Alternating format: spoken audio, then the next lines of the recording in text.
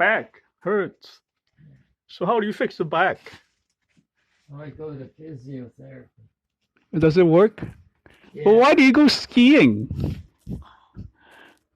The reason I skied, you're going downhill and gravity helps you to turn and you're gliding. Yeah, I And know. I go skating too. You're gliding. But it's dangerous, isn't it? Not if you do it within your. If you're your beginners. If you do it within your capability, your limits. But how about some people who go to the double black diamond? Oh yeah, that's what I did. I've broken my legs 3 or 4 times skiing on the cliffs. But why do you keep going back and suffer? I want to show off to the pretty lady. Why do people care? Well, some do. On the trail here, I've met ladies who want me to walk with them to the oval and back and stuff, and help them walk their dogs. But you one lady, she gave me her phone number and stuff. She wants me to help. She said that she'd help me with certain things, and I would help her with her English. She gave me her phone number. Oh, and she even gave me the name of her physiotherapist. But you're in a good mood right now. You're logical. You can talk. Yeah, not that bad with Parkinson's yet. Yeah, she gave me some back things. So when you were young, you have any suffering? Like, are you ever injured by like sports? Yes. Again? You never stop. I've had 8 documented concussions. 2 so severe I was in a semi-coma for 6 months each time. 1 in grade 9 and 1 in grade 10. But what do you do? Oh, I played rugby. It's more vicious than football. But why do they allow it? Or why do you want to do it? They shouldn't allow it now. I talked to one lady going around the trail, and her granddaughter's here, and her granddaughter's plays rugby, girls rugby. You could break your fingers. School. And I told her you shouldn't allow her to play that. And I told her about my concussion. I told her it's terribly dangerous. Yeah, it's like American football, motorcycle, rock climbing, scuba diving, parachuting. Well, scuba diving's okay. It's the other diving. Hang gliding. Bungee jumping. Bungee jumping. Well, if I was to bungee jump, I'd probably die of a broken neck right there and snap my back and my neck immediately. But do you suffer like when you were young because you? Yeah, I did, because you see, I was born with like, did you see the movie Forrest Gump?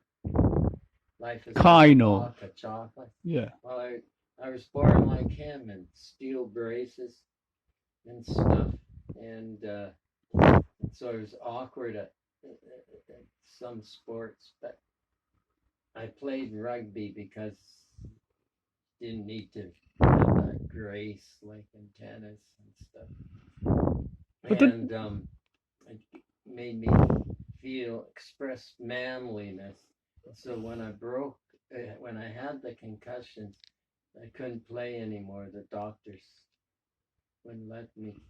And so it was my activity that really allowed me to express my athleticism. So I was depressed, terribly depressed. That's the reason I downhill ski. All you do is go straight down the hill. It's not like the other types of skiing, like aeronautical, and not like this. So how do you go to what? So accidentally you go to China? Oh, I went to China because my brother's wife worked for a school here, a Chinese school here, and they had schools in China, so I worked at their schools in China because I wasn't doing anything. I was retired. I was 60 years old, and eventually those schools went bankrupt. They were cheating, and they, and taking money, and giving out false, fake diplomas. So it went bankrupt.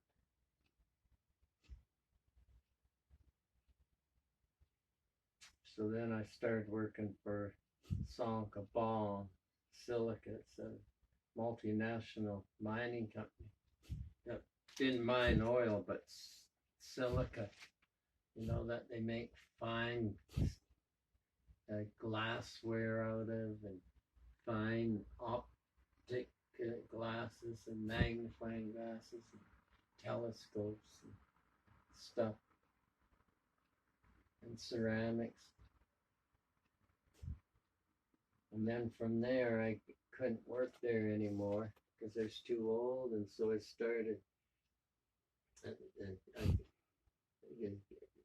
working as a volunteer at the sports facility because they liked me. So you have a good time?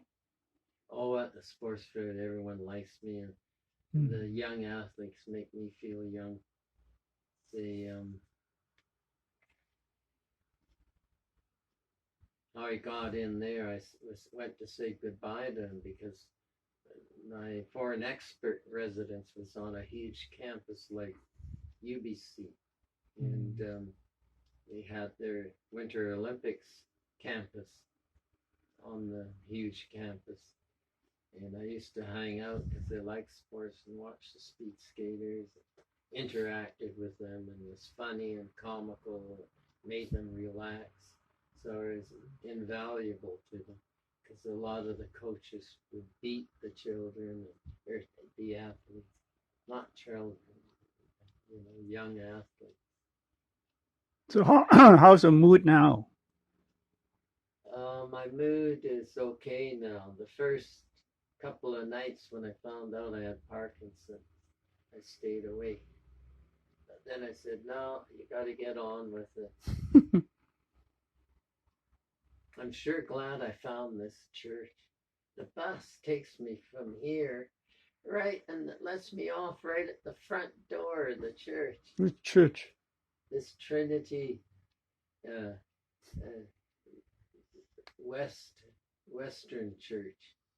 The pastor's absolutely fantastic. Where is that? Fifth and William. Oh, never been. No. Is it what, Presbyterian, or is it? I think it's non-denominational. They have a couple of other churches around town. But this pastor's absolutely.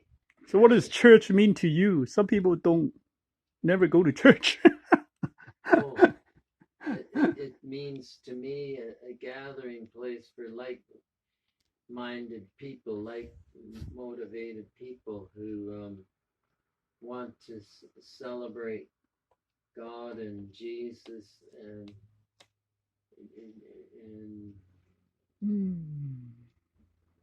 Well, it's a mystery why some people are good, some people are bad to people. Oh no. Everyone's good and everyone's bad.